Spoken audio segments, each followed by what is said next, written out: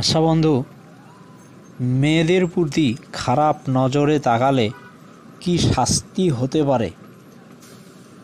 ফাথুল কাদির গ্রন্থে বলা হয়েছে যে যে ব্যক্তি কোনো অপরিচিত নারীর বা পুরুষের প্রতি যৌন লোলুপ দৃষ্টি নিক্ষেপ করে কেয়ামতের দিন তার চোখে উত্তপ্ত গলিত লোহা ঢেলে দেওয়া হবে।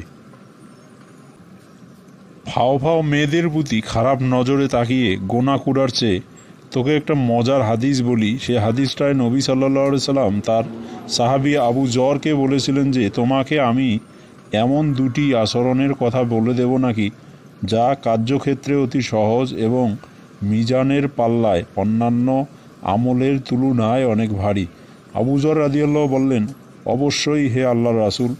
তিনি বললেন, তুমি সচ্চরিত্রা ও দীর্ঘ নীরবতা অবলম্বন করো, অর্থাৎ তোমার চরিত্র সুন্দর হোক ও তুমি কথা খুবই কম বলো, কারণ সেই সত্তার শপথ যার হাতে আমার প্রাণ আছে, সারা সৃষ্টি ও দুইয়ের ন্যায় কোনো আমলই করেনি।